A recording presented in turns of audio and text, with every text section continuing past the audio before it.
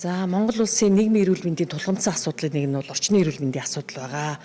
За ийм учраас одоо 21 аймаг 9 дүүргийн орчны эрүүл мэндийн асуудал хариуцсан мэрэгчлэтнүүдийг одоо орчны эрүүл мэндийн тулгымцсан асуудлыг тодорхойлох, за түүнийг одоо сайжруулах, за тандалтын тогтолцооны орчны эрүүл мэндийн тандалтын тогтолцоог одоо аливаа үйл ажиллагаанд ашиглахад одоо тэдэнд шаардлагатай мэдлэг ур чадварыг одоо дээшлүүлэх зорилготойгоор энэхүү сургалтыг одоо зохион байгуулж байна. За сургалтанд одоо хамрагдсанаар за манай орон нутгийн болон одоо дүүргийн орчны эрүүл мэндийн мэрэгчлэтнүүд маань өөрийнхөө орон нутагт тулгымдсан асуудлыг тодорхойлж, за энэ үйл ажиллагаанд хамгийн нэгдүгüүрт би аль байгууллагатай хаана хинтээ хамтарч ажиллах вэ? За орчны эрүүл мэндийг сайжруулахад аль үйл ажиллагаанаас эхлэх вэ? За шийдвэр гаргагчдад одоо мэдээллийг хүргэж одоо хамтран ажиллах одоо ийм байдалтай ур чадварыг одоо эзэмшиж чаднаа гэж одоо харж байгаа.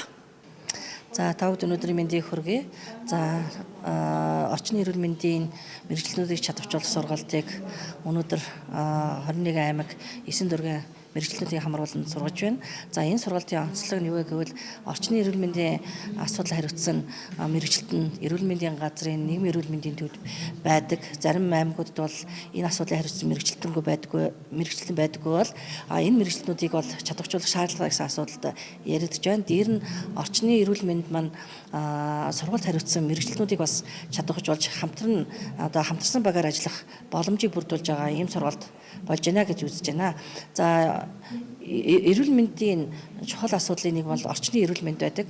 Орчны эрүүл мэндийн асуудал маань зөвхөн одоо эрүүл мэндийн салбарын асуудал биш, бүх олон нийтийн одоо хамтын ажиллагааны хүрээнд бусад салбаруудын оролцоотойгоор явагддаг энэ салбарын үйл ажиллагаа учраас бид аймагтаа очиж бусад салбаруудынхаа хүрээнд бол одоо сургалтаа зохион байгуулж энэ мэдээллээ хуваалцаж, за сумын эрүүл мэндийн төвүүдийн нийгмийн эрүүл мэндийн ажилтнуудыг бол чадваржуулж орчны эрүүл мэндийн чиглэлээр хэрэгжиж байгаа Монгол улсын одоо 12 хууль, 10 стандарт тийм ээ орчны эрүүл мэндийн чиглэлээр гаргаж байгаа үндэсний 4 хөтөлбөрийн хүрээнд бол хэрэгжүүлэх аймгийн хэмжээний төлөвлөгөөг бол бид нар орчиндоо тохируулна, орон нутагт онцлогтой тохируулна одоо хэрэгжүүлэх ажлыг одоо энэ сургалтаас гарч одоо хэрэгжүүлэхээр төлөвлөд сууж байна.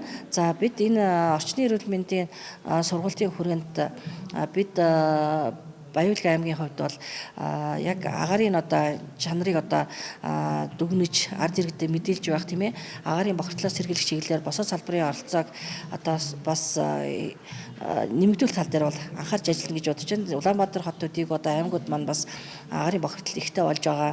Тэгвэл одоо төлөө нүүрсний асуудал дээр хэрхэн анхаарах вэ? Агаарын бохирдлоос хүний эрүүл мэндэд нөлөөллийн үнэлгээг яаж хэрхэн хийх вэ гэсэн тал дээр бид бас тодорхой үйл ажиллагаа зохион байгуулна гэж бодож байна. За өнөөдрийн зохион болгож байгаа энэ сургалт нь бол дүүргүүд болоод орон нутгаас ирж байгаа мэрэгчлүүдийг чадваржуулах одоо чухал ийм сургалтын нэг болж байна. За манайх Баянзүрх дүүргийн эрүүл мэндийн төв бол бусад дүүрэгтэй харьцуулахад орчны эрүүл мэндийн асуудлын тулгамдсан асуудал ихтэй, гэр хороолол ихтэй, хүн ам ихтэй, түүнийгээ дагаад хөрсний бохирдол, усны бохирдол ихтэй. За нөгөө гэр хорооллоо дагаад нөгөө ариун цэрийн байгууламж буюу нөгөө нөхөн жорлонгийн асуудал нэлээд тулгамдсан асуудлын нэг байдаг. Энэ асуудлыг шийдэх хүрээнд одоо Баянзүрх дүүргийн засаг даргын тамийн газраас одоо био-0-т болгох хөрсний бохирдол бууруулах чиглэлээр одоо ариун цэврийн байгууламжийг сайжруулах, хоггүй дүүрэг болъё гэсэн урайнд ор одоо хаврын их цэвэрлэгээ болон одоо зуны их цэвэрлэгүүдийг хийж одоо эрүүл ээлтэй аюулгүй орчныг бүрдүүлэх тал дээр одоо анхаарч ажиллаж байна. За ингэж ажилласнаар мэдээж хүн амын дундах халдвар төвчнийг бууруулах, хөрс олон усаар дамжих халдвар төвчнийг бууруулах юм ач холбогдолтой байна. За сайн байцгаана уу? За Баянгор аймгийн орчны асуудал хариуцсан мэрэгчлэн байна. За манай аймгийн хувьд толонгод бусад аймагуудын адилаар агаараас хөрсний бохирдол ихтэй. За тэр дунд агаарын бохирдлороо нэглээд дээгүүр ордог аймаг. За үүнийхээ өрөөнд бол нэгдсэн үндэсний байгууллагын хүүхдийн сангаас агаарын бохирдлыг бууруулах чиглэлээр нэлээд олон төсөөлөл хөтөлбөр хэрэгжиж байгаа. За үүнийхээ хүрээнд манай аймаг яг агаарын бохирдлыг бууруулах чиглэлээр бол чип төслийг бол хамгийн сайн хэрэгжүүлсэн аймаг гэж ерөнхийдөө бодож байгаа. Нэлээд олон айлууд эхний 2021 оны байдлаар нь 600 гаруй айлыг бүрэн чип төсөлд хамрагдчихсан. За 600 гаруй айл нь одоо яндангаасаа салсан гэсэн үг. Тэгэхээр агаарын бохирдлыг буулгах чиглэлээр иймэрхүү төсөлтөй холбоотой маш олон арга хэмжээ авж байгаа. За тэгээд мөн дээрээс нь эмнэлэг рүү чиглэсэн одоо агаарын бохирдолд өртөөд ирсэн иргэдэд үзүүлэх тусламж үйлчлэгийг сайжруулах чиглэлээр бас төсөл хөтөлбөрийн хүрээнд нэлээд олон арга хэмжээг хэрэгжүүлсэн эмнэлгийн бэлэн байдлыг хангах чиглэлээр нэлээд олон арга хэмжээг хэрэгжүүлж ажиллаж байгаа.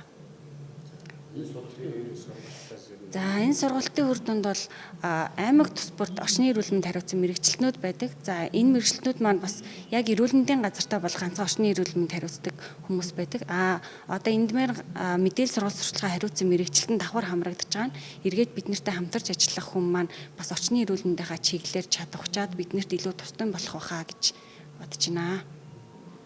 За энэ зохион байгуулагдж байгаа орчны эрүүл мэндийн мэрэгчлэлтнүүдийг чадваржуулах гэдэг сурвалж маань орон нутгаас болон Улаанбаатар хотын дөрвүүдээс ирсэн орчны эрүүл мэндийн ажилтнуудыг олон салбар дундын мэдээллийг хоорондоо солилцох мэдлэгийг авах ингэж нэлийн үр дүнтэй сурвалж болж байгаа гэж бодож байна. Яагаад тэгэхээр орчны эрүүл мэнд гэдэг маань хүн болон байгаль гэдэг маань хүрээлэн буй орчны бүхэл асуудлыг ингээд хооронд нь хамааруулж нэг цогц ойлголт тийм энэ цогц ойлголтын хүрээнд одоо хүрээлэн буй орчноос үүдэлтэй хүний эрүүл мэндэд үзүүлж байгаа сөрөг нөлөөлөл, олон янзын нөлөөлөл, ялангуяа сөрөг нөлөөлөл бид нар нэлээ одоо авч үздэг.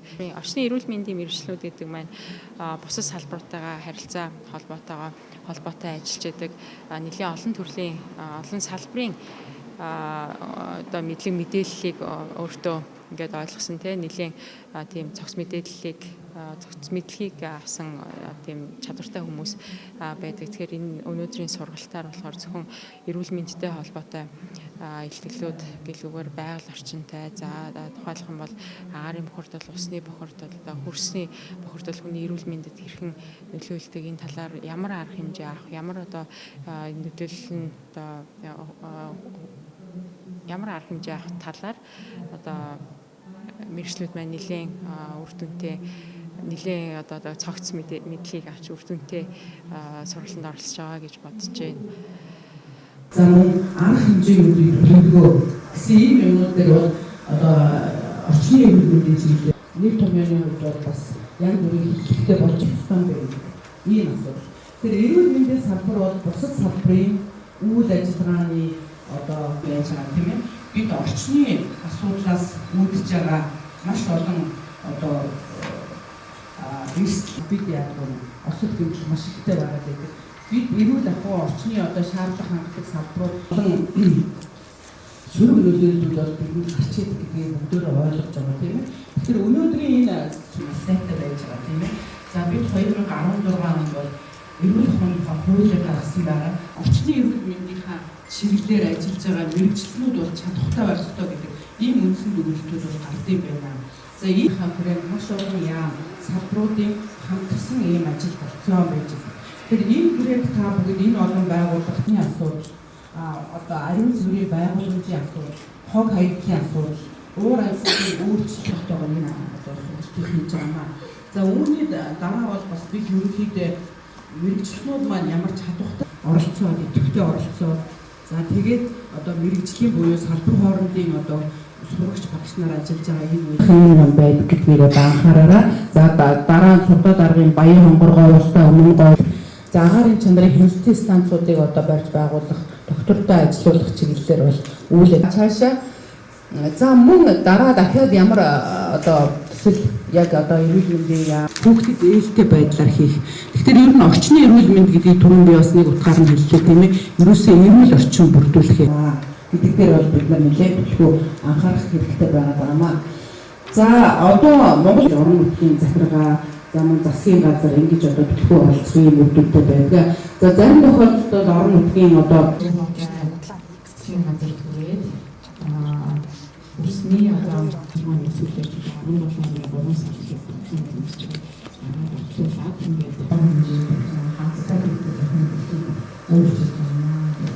Тэхэндээ нөлөөлтгөө гэдэг би бүхэн ойлгож байгаа хаа.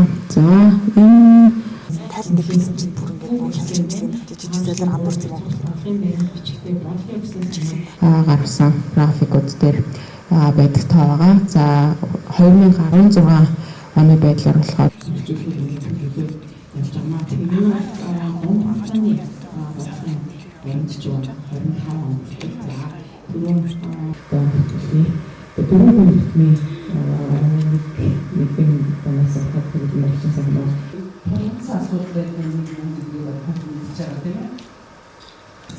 За тэгэхээр 2006-аас 2016 он 2016-аас 2000 одоо